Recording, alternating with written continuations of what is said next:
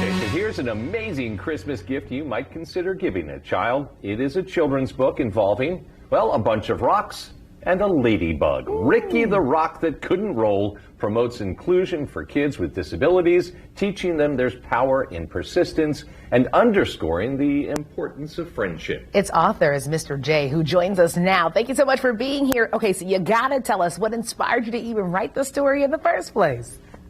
Well, you know what? I've always loved to write. It's been probably my favorite thing, partially because it's something I'm kind of good at, and partially because I'm just kind of terrible at everything else.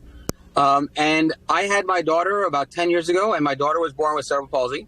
And one of the reasons why I think that she's developed to the point where she has been because I've always been a big fan of reading to her at every possible moment that I could. And as I started to do that, I started to look into other books about kids that had disabilities, and I found that they were all very depressing. Many of them were just about how these kids can live very happy lives in their imagination. But I wanted my daughter to live a happy life in real life, and I wanted other families to know that's possible. So I thought of ideas for different books, and I came to an idea of this rock family that's just kind of there for each other and helps one of their rock friends to develop and to move forward in life. And unfortunately, you know, it's really touched a lot of families like my own, which is really what I was going after. I think that that's amazing. So the book highlights triumph in the face of adversity. What is the reaction when you hear from kids and your daughter who have experienced the book? What's been their reactions? Well, to be honest with you, my daughter is very much over my books. If I bring my book out, it's the last one she wants to read these days. But fortunately, I've had other children love it. I'll go to schools and I'll read to 600-700 kids at a time, and you know, there's no mention of any disability in the book. I don't show any paraphernalia, any wheelchairs or anything like that. And kids always think it's about teamwork and friendship and not giving up. And then there's always 2 or 3 kids in the audience that will ask me if Ricky has a disability.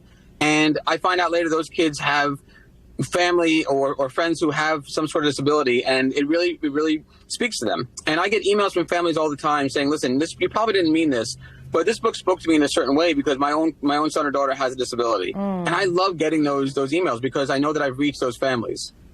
Hey, Mr. J, the book that fascinates me because I am a recovering reporter is Have You Heard the News? Now, this one focuses on the media and really helps kids sharpen their critical thinking skills, huh? It does, you know, and I think I wrote that one during the pandemic when we were hearing a lot of headlines coming from all different directions. And it's not just, you know, it's not just the media like the formal media like you guys. It's also media like Facebook and Twitter, where almost anybody can just write a headline and everyone else just kind of believes it. You know, you would see people putting up a quote by Ben Franklin, which he clearly never said, and everyone else just said, "Wow, that's very thoughtful." But he didn't really say that. You have to look beyond the headlines.